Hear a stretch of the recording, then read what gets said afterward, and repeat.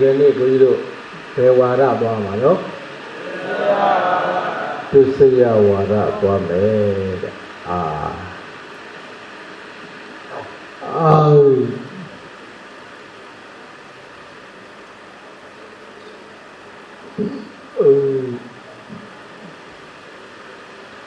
cái tu sĩ hòa ra cái mà vô thu cái Pali rồi thì ya cái này là bao lâu vậy sáu khoan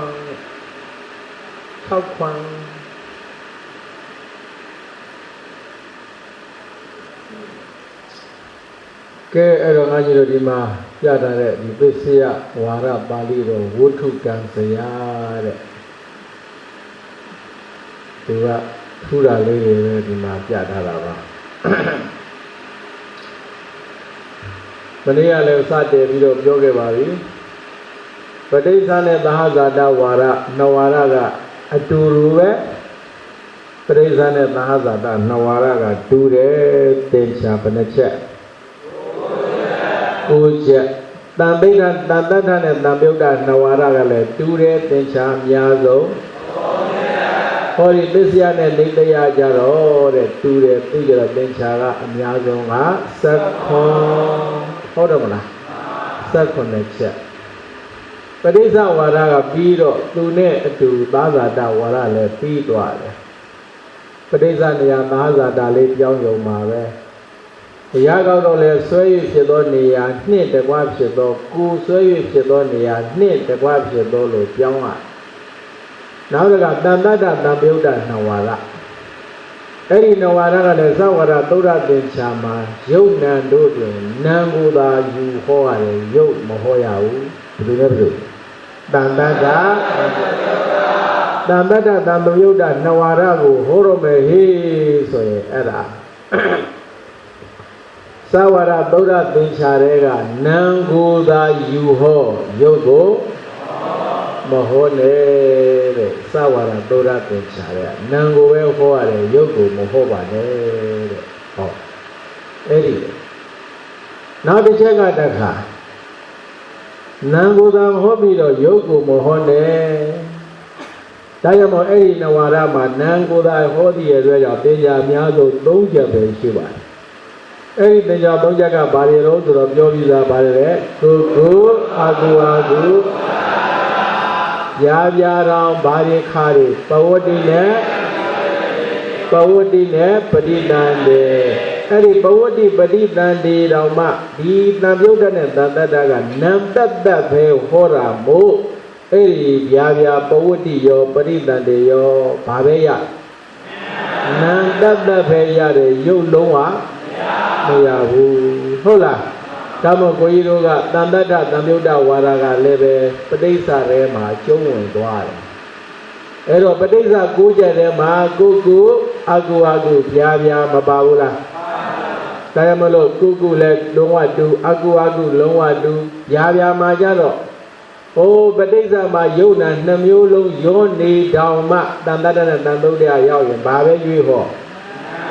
နာမဲရွေးဟောမယ်ဟုတ်တယ်မလားဒါဆိုရင်တန်တတ္တတန်ပြုတ်တာကို2ဝါဒလည်းပြီးပါပြီပြီးတော့ပစ္စယနဲ့ဒိဋ္ဌိယသင်္ချာ18ချက်သင်္ချာ18ချက်ကပဋိစ္စမှာဟောခဲ့တဲ့6ချက်အကုန်လုံးဒီမှာပြန်ပါပါတယ်9ချက်ပြန်ပါပါတယ်ကဲထူတာလေးကိုသူပြအဲ့တော့ကိုကြီးတို့အခုဒီမှာဝုဒ္ဓကံပါဠိတော်ဇယားတဲ့ဟောဒီမှာပြတာကဗျာကစပြီးတော့ပြထားတယ်တွေ့လားဗျာကနေစပြထားတယ်တဲ့အဲ့တော့သူ့ရဲ့ရှေ့မှာ6 တင်အရာဘယ်လိုပြောမလို့တင်ချာ6ခုရှိတယ်ပေါ့ဟုတ်လားကိ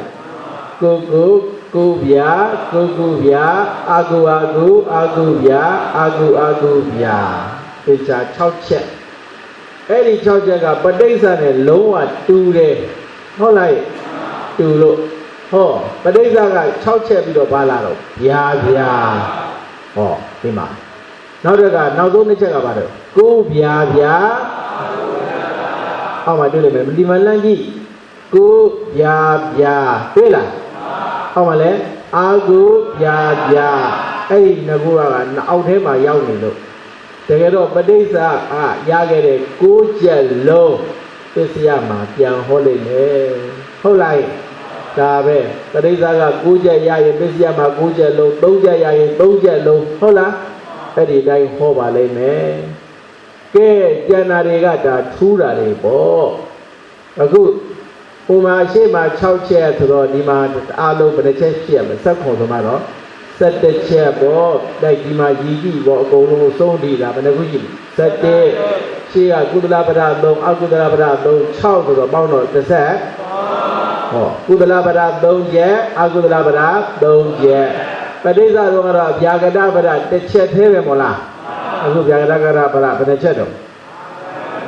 ကြည့်လိမ့်မှာဘယ်နှချက်တော့ဗျာကု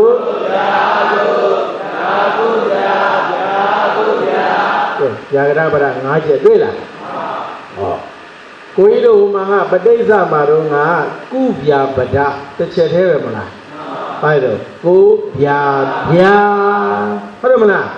မိတ်ကနှစ်ပါးကုဗျာနဲ့အကုဗျာလေကုဗျာတစ်ချက်ကုဗျာပဒတစ်ချက်အကုဗျာပဒလည်းယာကရပဒလည်းတစ်ချက်ပဋိစ္စ6ချက်ပြန်ပြောကုသလပဒ3အကုသလပဒယာကရပဒ1လုံးသားမှာကုဗျာပဒ1အကုဗျာပဒလည်းအထက်က3ဆိုတော့6ဟုတ်လို့မလားယာကရပဒ1ကခေါ်ကုဗျာပဒ1ရှေ့အကုဗျာပဒ1ပဋိစ္စတော်ကလည်းဗရက5ခုဟုတ်တယ်မလား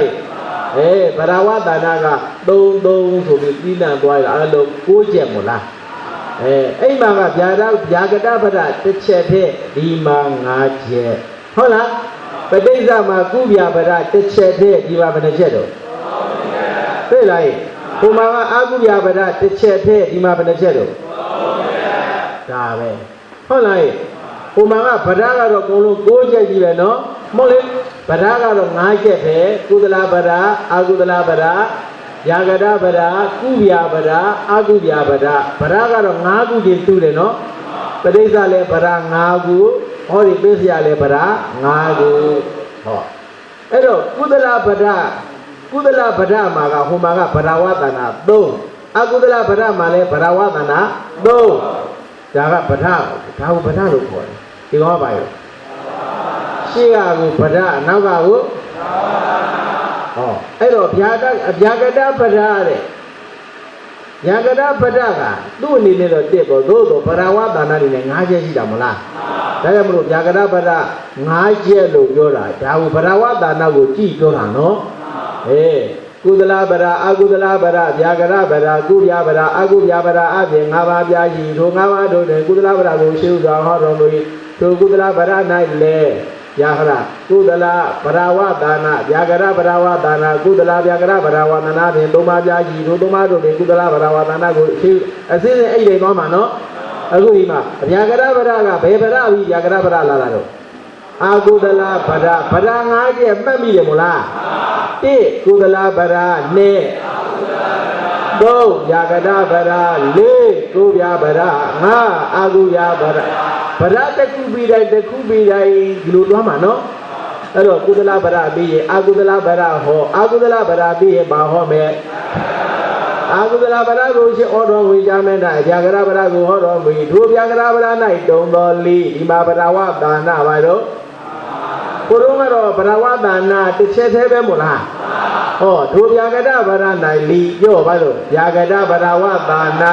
Udala Parawatana, Agudala Parawatana, Udala Yagada Parawatana, Agudala Yagada Parawatana, Adye, Mava Yayi, Tungava Rude, Yagada Parawatana, Shuga Horamui, Solito Hohanga, Logo, Hola. Ah, Yagada Parawatana, who in Kudra Parawatana, I do one. I don't like a low hobby to my Yagada Paramu Yame, like Babara Home, Tuyabara Home, Dumale Parawatana, Doja, Doja, and I'm home, being Tuyabara hobby, my home. Agu Yabara Male Parawatana, Benechedo. Dilulin Dora, no? As I did Yambioni the Lodi. Hola, Huma Betasa and how many. Ke edo kamyaru Yagada bara ngaje de yagu de edo nganyi ru ga di bolu kan pali ro zaya di tincha le ri ko ro alot ya ne ko lo pareဟုတ်လားပဋိစ္စကိုtinchaကိုချက်ကိုalot ya ne thalo da yi ko le alot ya ne yaမယ်ရှိကကုသလပဒ3ချက်အကုသလပဒ3ချက်ပြီးပြီးသားအခုဒီ17ချက်ကိုအစဉ်တိုင်းမှတ်မိတယ်မလားဇာရဝရဘယ်ချက်တော့ဘာမှမကဘူးငါကြီးတို့ဒီမှာနာရီတော်မှာကုသလတိတ်ဟောနေတာကွာကုရဲ့အကုရဲ့ဗျာရဲ့ဒါလေးကိုဆက်လက်ချနေတာမို့လားဟာအမောဘာလို့ဗျာကိုဗျာပြီးတဲ့လက်ကြလည်းမရှိဘူးတွေ့လားညာကိုမူတည်ပြီးတော့ကျန်တာတွေလက်လိုက်တာဒီလိုမလားငါရဲ့ပြန်ပြောအလို့ရတယ်မလားဗျာ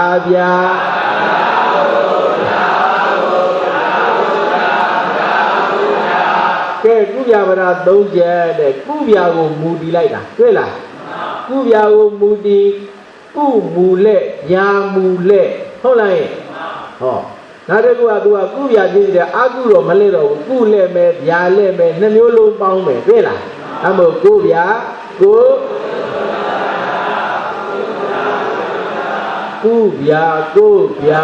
ဟောဒီသုံးခုရပဲအောက်ကငနဲ့တူတူပဲအာကိုဗျာပဲကြတော့တူတူပဲမတွေ့လားအာကိုဗျာ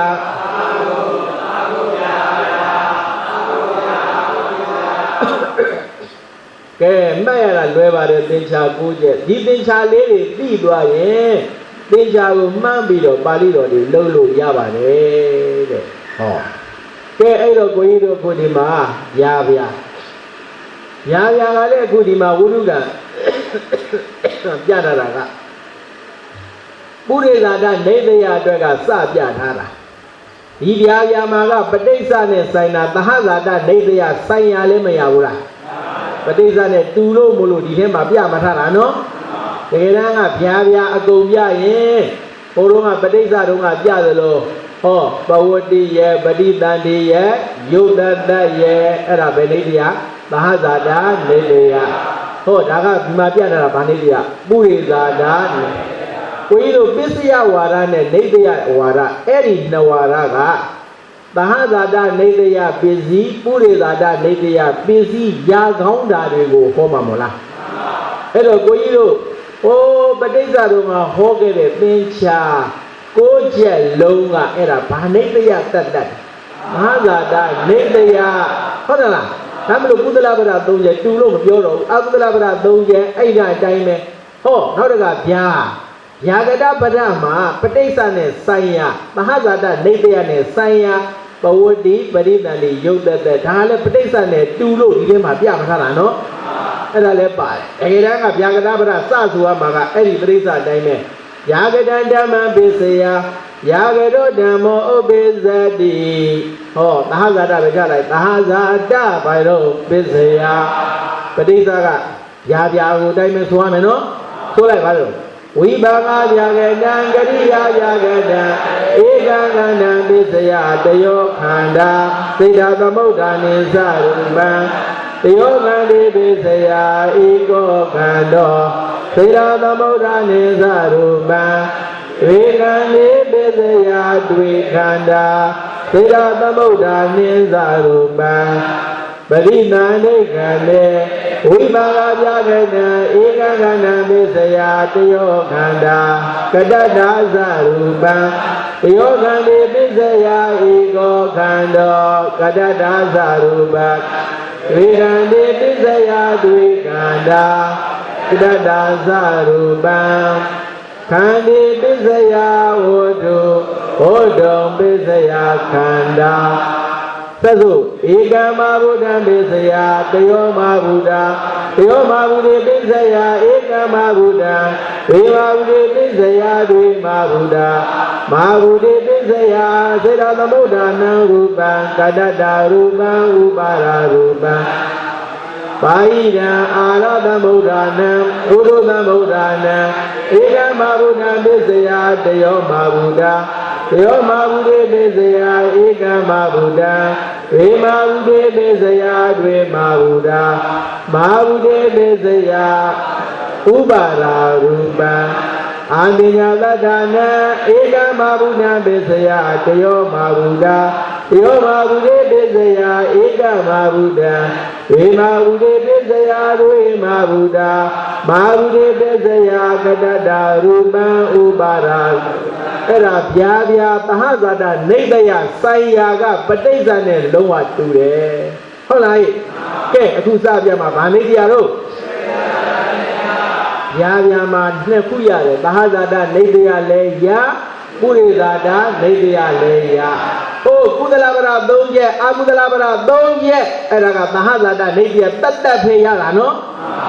Parizane Loa Ture. Yama Bahazadayo, Purizadayo, Namolo, Yare, Bahazada, Nidia, Sayaga, Beduna Duro.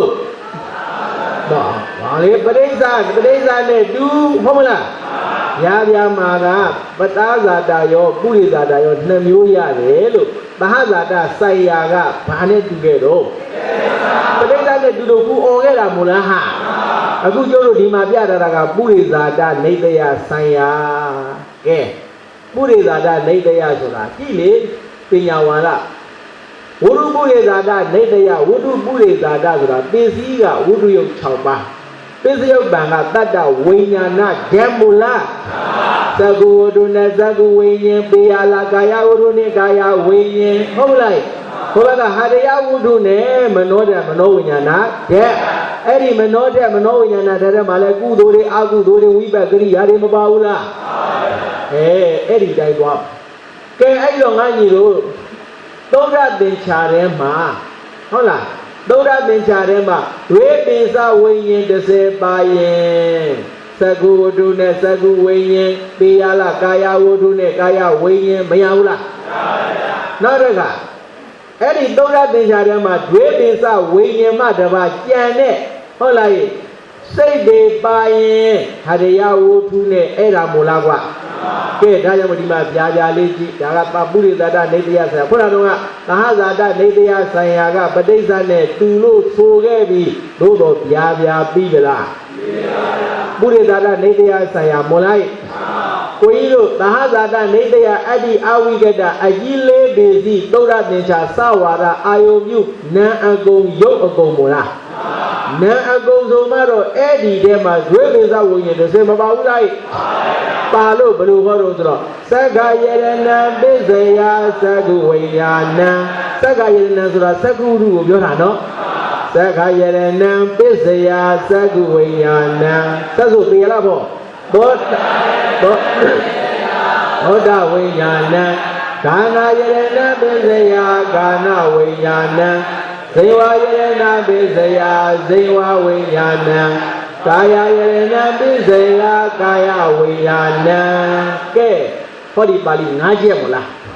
Di Pali Ngaje Yamaya Dige Doda Dencha Dema Ripensa Wiyen Dese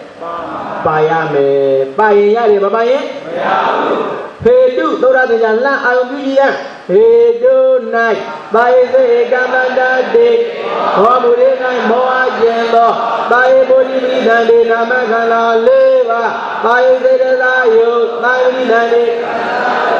Pedu Doda Dencha Bishop Banema Dwebisa Wiyen Balakwa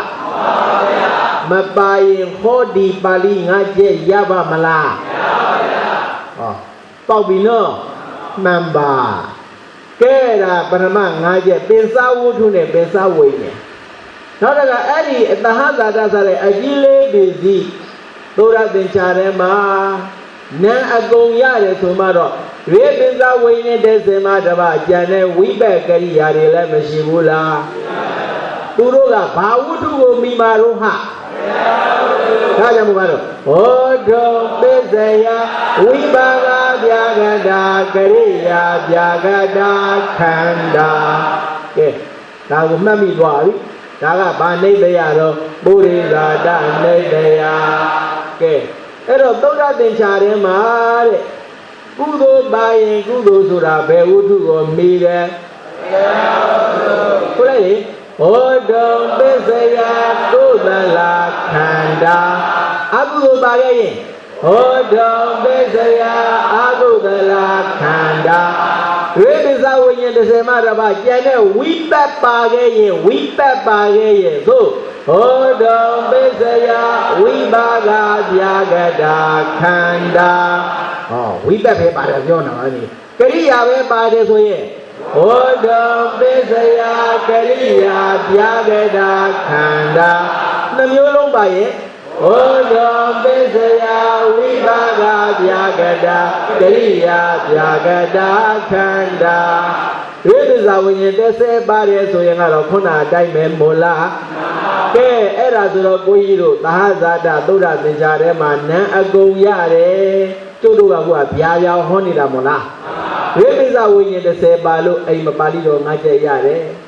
ဝိပစ္စဝိညာဉ်30မှာတပါကြံဝိပက်ကရိယာဗျာဂတတွေလည်းပါလို့ဘောဓုံပစ္စယဒါလေးရတာမို့လားဟိအဲ့တော့ဒါကဗျာဗျာဘာနိဒယဆိုင်ရာပုရိသတာနိဒယဆိုင်ရာဟောအဲ့တော့ဗျာဗျာမှာသဟဇာတနိဒယပုရိသတာနိဒယ2မျိုးလုံးရပါတယ်သဟဇာတနိဒယဆိုင်ရာသည်ပဋိစ္စနဲ့တူဘဝတိပဋိသန္တိယုတ်တတဟုတ်လားပုရိသတာနိဒယဆိုင်ရာကတော့ဒါလေးပဲနော်ကဲဒါလေးတစ်ခေါက်ဆိုလိုက်စမ်းပါဦးသက္ကာယနံသက္ကုဝိညာဏံသောတာယရဏံပိစယသောတာဝိညာဏံကာဏယရဏံပိစယကာဏဝိညာဏံဇေဝယရဏံပိစယဇေဝဝိညာဏံကာယယရဏံပိစယကာယဝိညာဏံဟောတုံပစ္စယဝိပါကဗျာဂတာကရိယာဗျာဂတာခန္ဓာဟောပြီးပြီဒါကဗျာဗျာဟုတ်တယ်မလားကဲနောက်တစ်ခုကဘာလို့ဗျာဗျာကုဗျာဆိုတာကဟရိယဝတ္ထုကုဆိုတာကကုသိုလ်ခန္ဓာဟုတ်လားဟရိယဝတ္ထုကိုမိတဲ့ကုသိုလ်ဆိုမှတော့သတုဝကာရအရူပကုသိုလ်ဖြစ်ပါမလားဘယ်ကုသိုလ်တော့ဟဲ့အဲ့လောက်တော့သိပြီးသားပါနော်ကဲဒါရမို့ကြည့်ပါလားခင်ဗျားတို့ယာကုယာကဟရိယဝတ္ထုကုကပင်စောကာရကုသိုလ်ကဲသဟဇာတသုဒ္ဓသင်္ချာထဲမှာကုသိုလ်ကြီးမပါဘူးလားဟဲ့ဒါကြောင့်မို့ဒါရတာတွေ့လားဒါဆိုရင်ဟောဒီဗျာကုစီမဟာဇာတာနိတယလောပုရိသတာနိတယလောဒီမှာတွေ့လားဗာနိတယတော့မှာခုနကတော့ကုသလပဒ3ချက်အကုသလပဒ3ချက်လုံးဒီပေါင်း6ချက်သည်ဗာနိတယပါ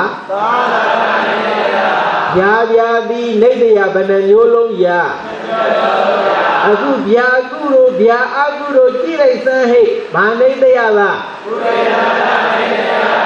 ကဲဆိုလိုက်အဲ့ဒီဗျာကုလေးကိုဗျာကတံဓမ္မံပိစယကုလလောဓမ္မောဥပိသတိသာဇာတာပိစယဟောတုပိစယကုသလာခန္ဓာသတ်သို့ဗျာကတံဓမ္မံပိစယအကုသလောဓမ္မောဥပိသတိသာဇာတာပိစယ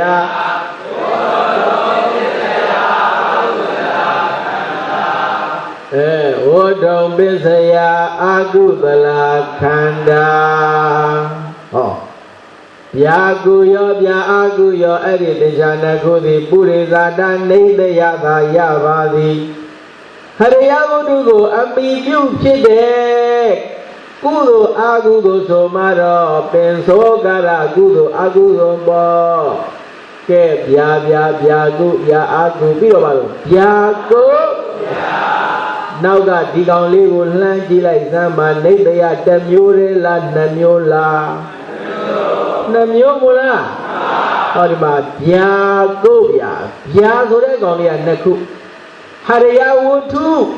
bya ya hariya wutu yu yin Hao lai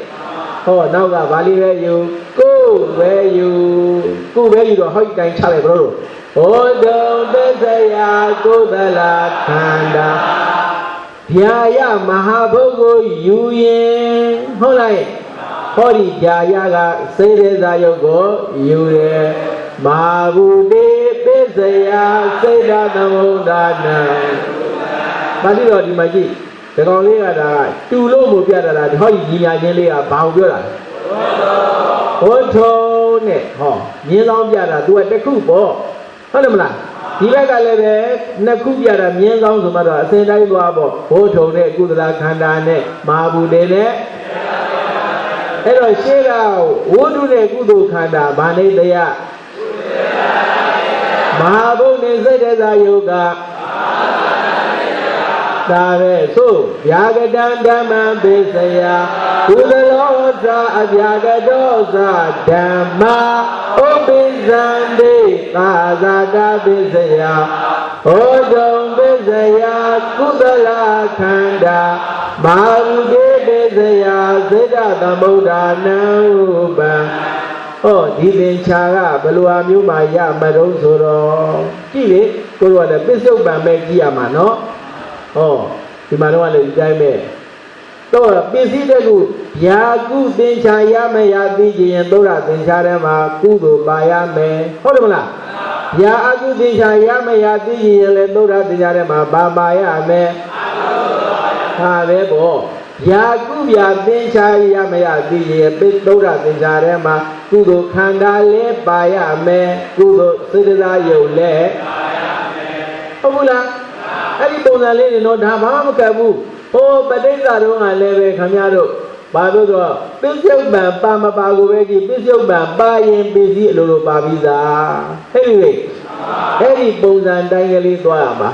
အဲ့တော့ကိုကြီးတို့သဟဇာတာကြီးလေးဒီသုဒ္ဓသင်္ချာပစ္စုပန်တရားနံအကုန်ရုပ်အကုန်မို့လားနံအကုန်ရုပ်အကုန်ဆိုမှတော့ကုသိုလ်နံအကုသိုလ်နံဝိပက္ခရိယာနံပုရိပိတန်တေယောဘုရားကယုတ်ကလည်းစိတ်စာယုတ်ကလည်းကုသိုလ်စိတ်အကုသိုလ်ဝိပက္ခရိယာအကုန်မပါဘူးလားကွာဒါကြောင့်မလို့သဟဇာတာသုဒ္ဓသင်္ချာထဲမှာကုသိုလ်နံလည်းပါတယ်ကုသိုလ်စိတ်စာယုတ်လည်းပါတယ်နှစ်မျိုးလုံးပါလို့ကိုပေါ့လေဗျာကိုဗျာသင်္ချာရတယ်ဟုတ်ဘူးလားဗျာကုဗျာသင်္ချာရပါတယ်တဲ့ဒီလန်းခင်ဗျားတို့ကုသလဗဒ3ချက်ထဲကနံပါတ်3လေးဘိုင်းလို့ကုဗျာကုဗျာလို့တော့မှာဟုတ်လားပစ္စည်းကကုပစ္စုပန်ကကုဗျာကုဗျာဒီမှာလဲကုဗျာတွေ့လားဒါဆိုဒါဆိုခင်ဗျားတို့ဒီပစ္စည်းဝါဒမှာဆိုရင်သုဒ္ဓသင်္ချာထဲမှာကုသိုလ်ခန္ဓာလဲပါကုသိုလ်စိတ်ကစားယုတ်လဲပါနှစ်မျိုးလုံးပါရင်ဟောကုသလဗဒတွေကကုဗျာလဲရတယ်လို့ဟောဒီယာကုဗျာလဲမရဘူးလားဟောဘာမှမကဘူးဒါလေးတွေကြည့်အောင်မယ်နော်ကဲဒီဗျာကုဗျာသိရင်ဗျာအကုဗျာလည်းအလိုလိုသိမသွားဘူးလားသုဒ္ဓသင်္ချာထဲမှာအကုသိုလ်ခန္ဓာလည်းပါအကုသိုလ်စေတသာယုတ်လည်းပါနှစ်မျိုးလုံးပါရင်ဟောဒီသင်္ချာအကုသလဗဒ3ချက်ထဲကလည်းဘယ်သူရမယ်အာကုဗျာဟဲ့လူတွေတို့ဒီကောင်လေးကိုယာကတံဓမ္မပိစယအာဟုသလောသအဗျာကတောသဓမ္မာဥပိသန္တိသာဇာတပိစယဟောတုံပိစယအာဟုသလခန္ဓာမာဟုတေပိစယစေတသမုဒ္ဒါနံရူပံယာကရပရ5ချက်လုံးပြီးပြီမို့လားယာကရပရ5ချက်ထဲမှာ Mahazada Nedaya Buddha Nedaya Namyo Yade Dencha Banakule Bongu Mula Pariro Bia Yago Bia Ago Bia Buddha Nedaya Da Yade Dencha Badule Yago Mahazada Nedaya Da Yada Gado Di Jagarabra Naja Tema Mahazada Nedaya Tayare Dincha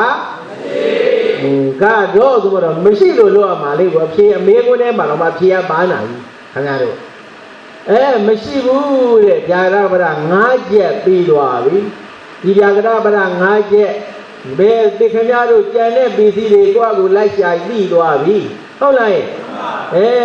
Pablo Rondro Hanaro Ho Yavya Garabra Mia Yavya Bada Yavya Dincha Yamaya Vijay Eri Dora Dincharema Bisu Mandiarema Wibagari Yari Pama Mula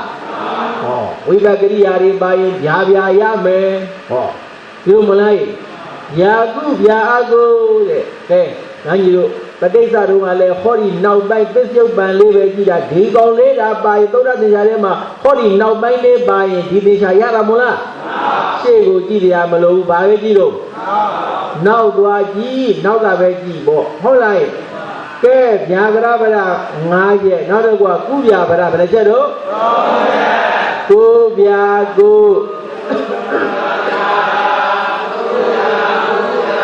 Kegidan Kubia go Kubia Guga the Dima Piziba Male Kudu Bare Hori Pizio Bamale Kudu Bare Mula Navalo Huberi Kudu Bani Mado Era Bane de Yaro Nadaga Hori Jagalega Haraya Wudu Hilumanai Haraya Wudu Galiva Haraya Wudu Galiva Oh Alulu Dua Haraya Wudu Maladivaga Kudu Redro Era Bani de Yadwa Hello Digong Level Nadia Namyo Long Yadano Hello, the Maya Pali was see the 12 hobo, the reviewer.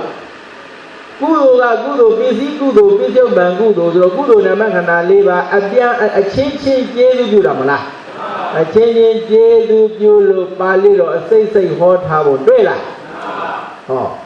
Paliro, say hot habo, Galego Jiba. Duro say like Kayado, ho, Hariao to Galia by Naga, light below, say Yado Piedwa. Kudu Kanada Bane, Hadayago to Obaga, Domani, Hadayago to Daba, Nabane, Hadayago to Hadayago and our like Bera, no? They don't Manido. He Hadayago to a 20 yard, Kudu is Somado, Senza Jida, Kudu Kanada, Hadayago to Doma, Hariauru, Dava, Nabariauru, Nabadro, Tikudo, Pisipiso Bamba Bare, Hori Kudu, Hariauru, Tuenamola. When it is over any Kuduri, the do of Sheba Omala Pagudoro, Bezogara. Pablo di Magma, Paliro said the Honi Adaru, Chile, Pisiba Malekudo, Kudo Namagana, Maleva Gira, say my Yamamula. Get allowed the whole Yaba. Kudalansa, Yagadansa, Daman Pisaya, Kudalo Damo, Obezade, Bahazada Besaya, Kudala Ega Kandansa, Otosa, Pisaya, Teo Kandesa,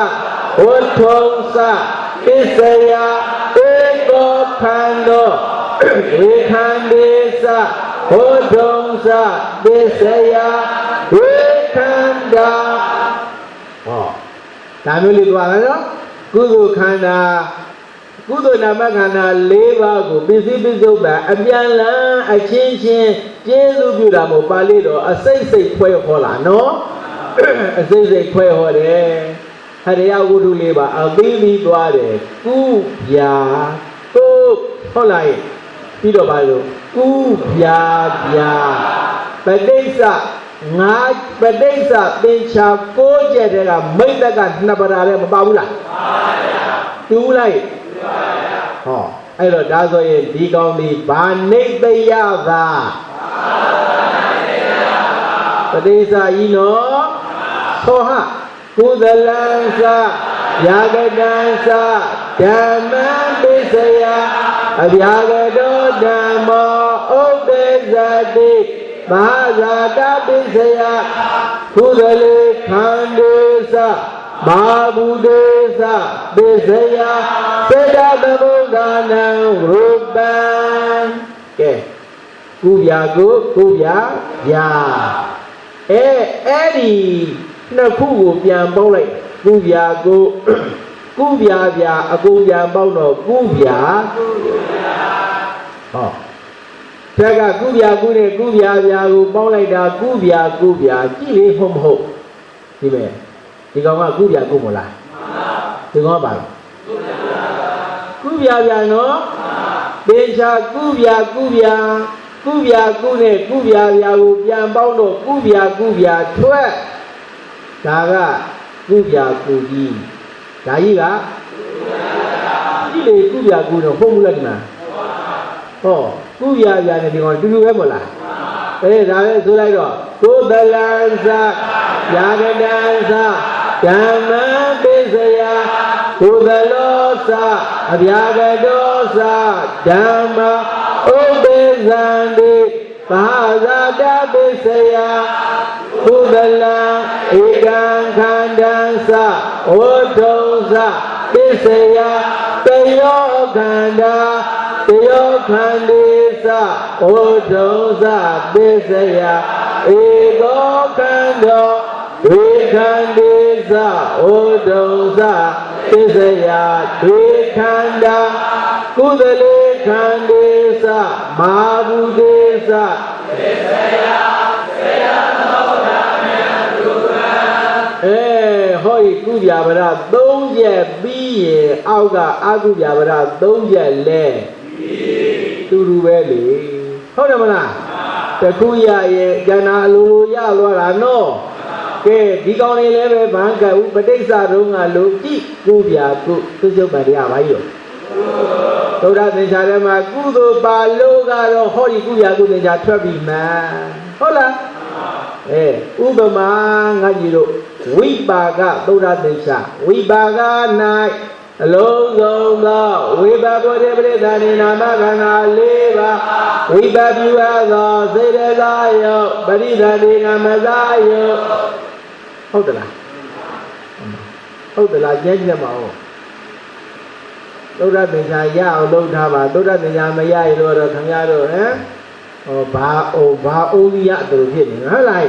ဘာမှလုပ်လို့ရမသုဒ္ဓသင်္ချာအဓိကမိန်နော်အဲ့ဒါကြီးသွားမာကြီးကဲအဲ့တော့ခုဝိပါကသုဒ္ဓသင်္ချာထဲမှာကုသိုလ်ပါလားကွာမပါတော့ဟောဒီကုဗျာကုသင်္ချာရပါအောင်မလားနောက်တစ်ခါကဲအဲ့ဒီဝိပါကသုဒ္ဓသင်္ချာထဲမှာတဲ့ဒီဓာလေးက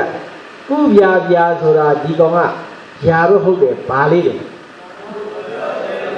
ကုသိုလ်စေတသာယုတ်ကလေးမလားဝိပါကသုဒ္ဓသင်္ချာထဲမှာကုသိုလ်စေတသာပါလားဟာစေတသာယုတ်ကြီးကိုအဲ့တော့ကုဗျာလဲဒီနှစ်ခုလည်းမရမှာတော့ဒီကောင်လဲအဲ့ဒီလိုပေါ့ဟုတ်လားပြန်တဲ့ပစ္စည်းတွေမလေးတိုက်ကြီးမလေးရည်ရရှိတော့တာအကုန်လုံးနော်အဲ့တော့သုဒ္ဓသင်္ချာရရဲ့ခင်ဗျားတို့ပဋိစ္စသဝရပါဠိတော်မလေးကိုယ့်အကိုတခါလည်းပဲအလွတ်တောင်ဟောလို့អော်လို့ရပြီကွာဟုတ်လားတခါလည်းပဲဖះရှိသွားပြီးတော့អော်ကြည့်ပါလားရမရပရိစ္ဆာအနုလုံရောပစ္စနိရောဘာတခါသာဟဇာတအနုလုံပစ္စနိပစ္စယနေတယတန်တထာသံပယုတ်တဟုတ်လားပေါ်မယ်ပေါ့ဒီကတကယ်တော့သုဒ္ဓသင်္ချာကိုကြည့်နေကိုကနိစ္စနေရရင်မရနိုင်ကြအကြောင်းမရှိတော့ဘူးလေဟုတ်မလားလက်တွေ့လုပ်ကြည့်ပါပေါ့ခင်ဗျားတို့ကလည်းပဲကိုတော့အရင်တော့အဲ့လိုခင်ဗျားတို့ကပြောတာပါကိုလို့လုံဘူးပါဘူးဘုရားကြီးမှာသွားပြီးတခါတော့သွားပြီးတော့ညှို့ဘူးတယ်တခါလေတော့အမှတ်မလဲ သုရသင်္ချာကနည်းနည်းပြောက်နေတဲ့ခါကျတော့ရှေ့ဆက်ရွတ်ဖို့ခက်ပရိစ္ဆာအကုန်လုံးမပြီးဘူးနောက်ပိုင်းလည်းပြန်ခဲ့လာဘိုးလိုလည်းမစိုးဘူးပါဘူးဒီတိုင်းလေးအဲ့ကြမှာသတိရလို့ဆိုပြီးတော့သုရသင်္ချာမှန်ပြီးတော့လိုက်ပြီးဆိုကြည့်တာပေါ့ဒါတော့မှအချို့အလေးတွေနည်းနည်းလေးဝဲတာလေးလည်းပိုင်ပါတော့တယ်ဆိုလိုတာကအလေးကျင့်သုဒ္ဓသင်္ချာလည်းလုပ်ရမယ်အလေးကျင့်လည်းရှိမယ်ဆိုရင်တော့မရနိုင်ကြအကြောင်းမရှိပါဘူးဒါကြီးတွေကဟုတ်တယ်မလားခင်ဗျားတို့လည်းလုပ်ကြည့်ရတာပေါ့အဲ့တော့အခုဒီမှာလည်းပဲဟိုအာကိုကုပြာပရ၃ချက်နေတို့အခုအာကုပြာပရ၃ချက်အာကုပြာအာကုအဲ့တော့ဒီသင်္ချာထဲမှာပစ္စုပန်ကအဓိကမိန်နော်ပစ္စုပန်ပဲပစ္စည်းအဓိကမဟုတ်ဘူးပစ္စုပန်ပြရရင်အဲ့ဒီရှိရကောင်လို့ရပြီးသားဒါမလို့အာကုပြာအာကုသေချာရမရသိရင်ပစ္စုပန်ထဲမှာပါအာကုသို့ပါရမယ်အာကုပြာအာကုပြာသေချာရမရသိရင်ပစ္စုပန်ထဲမှာအာကုသို့စေတသာယုတ်ပါရမယ်ဟုတ်လားနောက်တကအာကုပြာသေချာရမရသိရင်လည်းပဲသုဒ္ဓသေချာထဲမှာအာကုသို့နာမခန္ဓာနဲ့အာကုသို့စေတသာယုတ်ဒါပဲကွာကြွယ်အေးရောဒါဆိုရင်လည်းပစ္စည်းကြီးကြက်လို့လာခဲ့ပေါ့ဟုတ်မလားအဲ့ဒီလိုဟောလို့ရပါပြီတဲ့ကဲသူ့ရဲ့အညွန်းလေးတွေပါလိမ့်မယ်ကြည့်ရအောင်ရှေ့ကမ်းနေတာဒီမှာကြည့်လိုက်သစ္စယဝါဒပါဠိပိုင်းတော့ကဲဖတ်ကြတယ်ကွာငါကြီးပြန်ပြီးတော့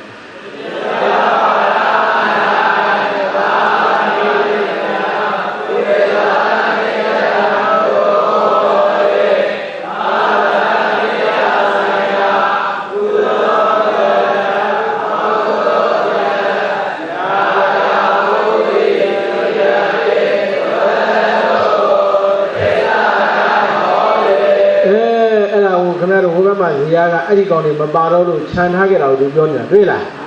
သဟဇာတနေတ္တယဆိုင်ရာကုသလပဒ3ချက်အကုသလပဒ3ချက်ဆိုတော့ဒီလေးပြပဲရတာပါနော်ဗျာမှာကျတော့ပဝတ္တိပရိသန်နေယုတ်တတတဲ့ပရိစ္ဆာတိုင်းလုံးဝတူလို့အဲ့ဒီတိုင်းဟောတော့တဲ့ဒီဘက်ဇေယျကွက်ထဲမှာအဲ့ဒီကောင်တွေဖြစ်မပြတော့ဘူးတဲ့ဟုတ်လားဒါမို့နောက်ပြမဲ့ဇေယျကတော့ပုရိနေတ္တယဆိုင်ရာဒီလိုမလားကုရိကသာနေရဆိုင်တော့ကုရိကသာနေရတခုတည်းရတယ်လို့မဟုတ်ဘူးနော်အောက်ကကဲညွှန်းလာပြီကိုကြီးပြောတဲ့အားကြည့်ပါလေတော့ဖတ်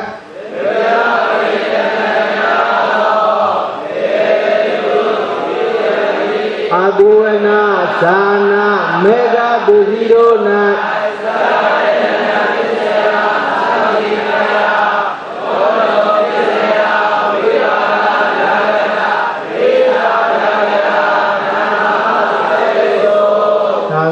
ဒွေပိသဝိဉ္ဇ30ပါရင်သက္ခယနာပိစယသကုဝိညာဏစတဲ့5ချက်ရတယ်သုဒ္ဓသင်္ချာထဲမှာဒွေပိသဝိဉ္ဇ30မှာပါရင်အဲ့ဒီကောင်းနေမရဘူးလို့ဆိုလိုတာဟုတ်လားဒွေပိသဝိဉ္ဇ30မှာတပါကြံဝိပက်ကရိယာပါတယ်ဆိုရင်ဝဋ္ထုံပိစယစသည်မို့လားလောက်ရပါပြီကွာအောက်ကပါဆက်ဖက်နန္ဒန္တ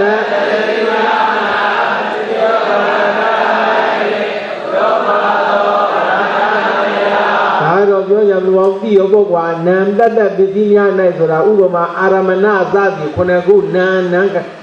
ခန္ဓာပဲရတယ်ရုပ်မပါဘူးမလားနံတတ္တပဲရမှာတော့ပစ္စုပန်နဲ့မှာရုပ်ပါတယ်ဗရဘယ်လိုလုပ်ရအောင်မလဲဟုတ်လားတက်ပြောဝိပမမသော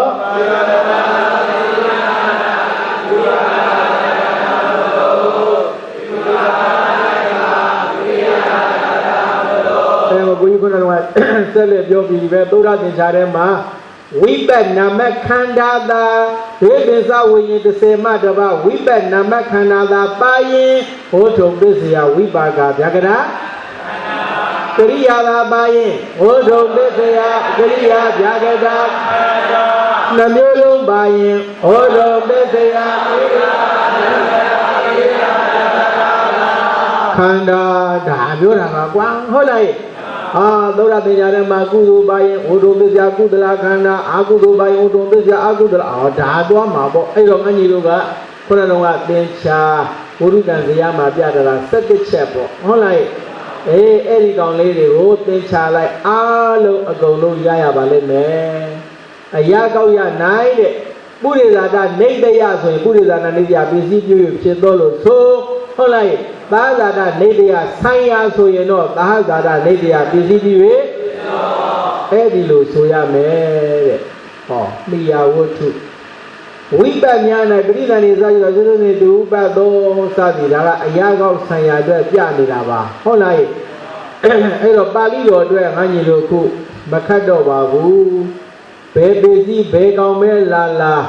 ရဟောဒီသင်္ချာတွေငါညီတို့မှတ်မိပလားကဲမှတ်မိရင်ရှေ့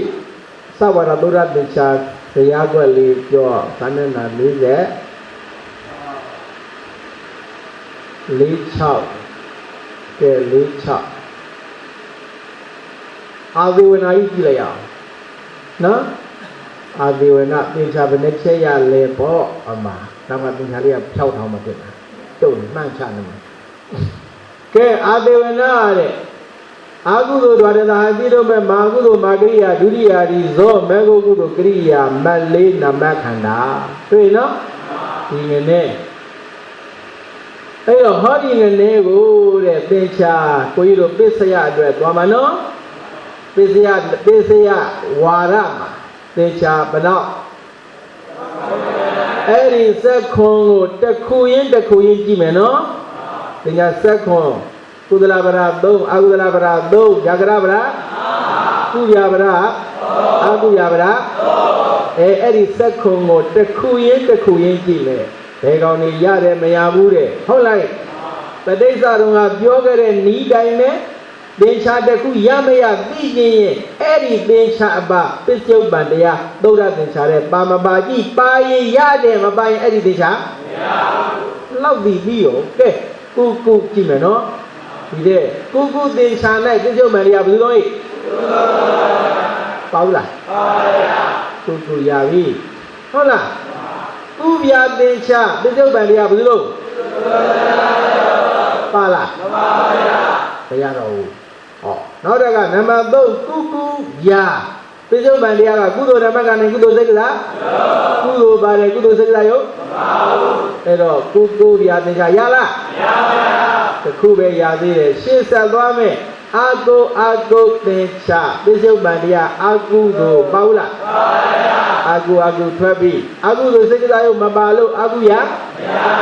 ဟောအာကုပြလဲမရသင်္ချာဘယ်နှချက်ရောက်လို့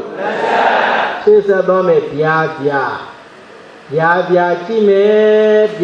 ကြည့်မယ်သင်္ချာရမရသိရင်ပစ္စုပ္ပန်အဲ့ဒီပြာ၌ပစ္စုပ္ပန်တရားကဝိပကရိယာနာမခန္ဓာနဲ့ဝိကရိစိတ်တစားယောသာသနာနေတရားကိုရင်ပြောမယ်နော်ကဲဝိကရိနာမခန္ဓာပါဘူးလားဝိကရိစိတ်တစားယောတော့မပါဘူးညာမြန်မာကဝိ